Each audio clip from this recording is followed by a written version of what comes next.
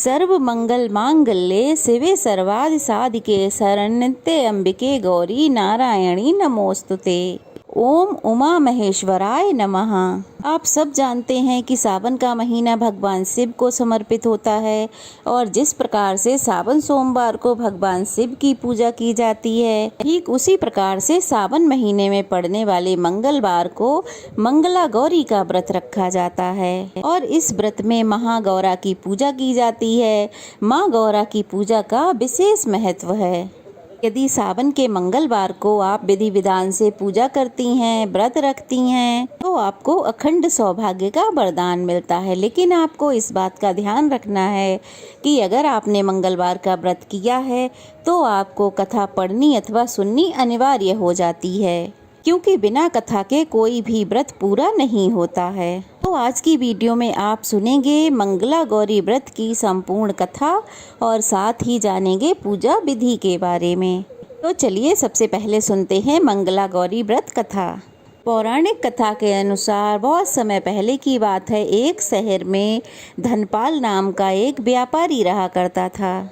उसकी पत्नी बहुत सुंदर थी, साथ ही उसके पास बहुत सारी धन संपत्ति थी, लेकिन उनके कोई संतान न होने के कारण वे पति पत्नी बहुत दुखी रहा करते थे।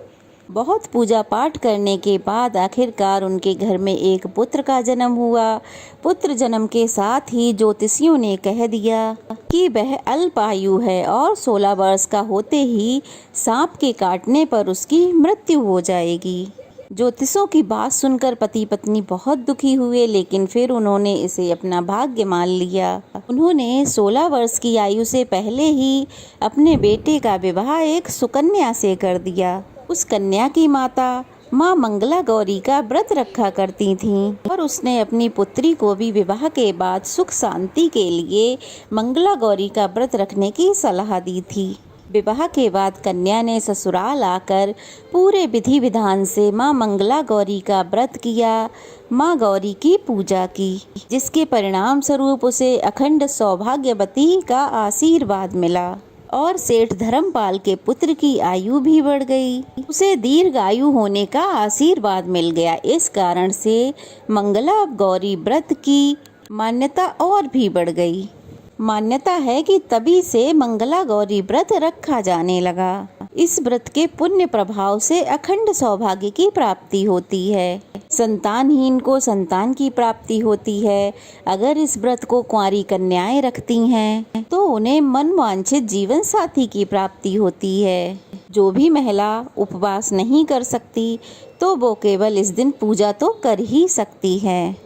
इस कथा को सुनने के बाद विवाहित महिलाएं अपनी सास को 16 लड्डू देती हैं। इसके बाद वे इसी प्रसाद को ब्राह्मण को भी देती हैं। इस विधि के बाद व्रती महिला 16 बाती वाले दिए से माँ गौरी की आरती उतारती हैं। व्रत के दूसरे दिन यानी कि बुधवार को माँ गौरी की प्रतिमा को नदी या पोखर में विसर्जित कर दिया जाता है।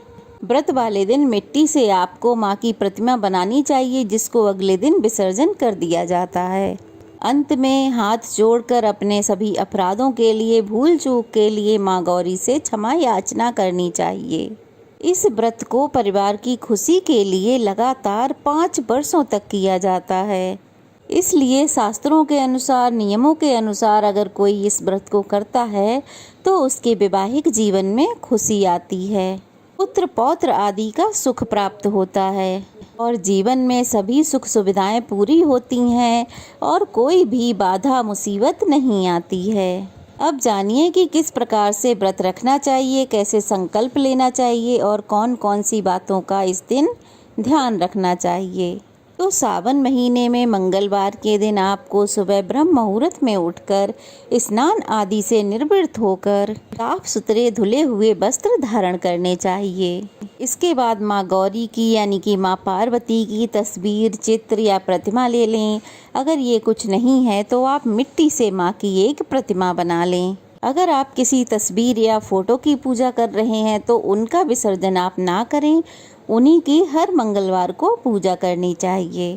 फिर आपको व्रत रखने का संकल्प इस प्रकार लेना चाहिए। मंत्र संस्कृत में है, मम पुत्र पौत्रा सौभाग्य वृद्धे श्री मंगला गौरी प्रीत्यर्थम पंचवर्ष पर्यंतम मंगला गौरी व्रतम अहम करिष्ये, अर्थात मैं अपने पति पुत्र पौत्रों उनके सौभाग्य वृद्धि और मंगला गौरी की कृपा प्राप्त करने के लिए इस व्रत का संकल्प लेती हूँ।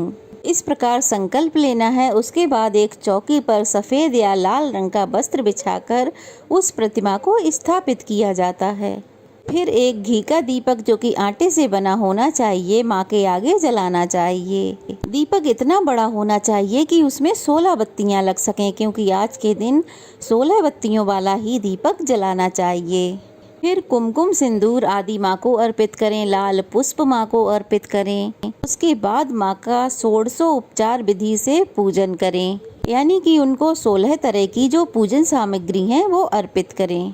माँ की पूजा के बाद उन्हें जो 16 की संख्या में आपने सामग्री रखी है, जैसे आप 16 की संख्या में माला रख सकते हैं, 16 लौंग, 16 सुपारी, 16 इलायची, 16 फल, 16 पान, 16 लड्डू, या फिर जो सुहाग की सामग्री है वो 16 की संख्या में होनी चाहिए।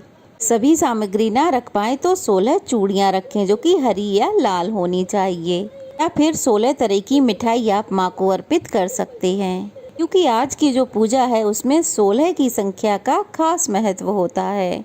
इसके अलावा 5 प्रकार के सूखे मेवे, 7 प्रकार के अनाज, इसमें गेहूं, उड़द, मूंग, चना, जौ, चावल, मसूर आदि हों वो आपको अर्पित करना चाहिए।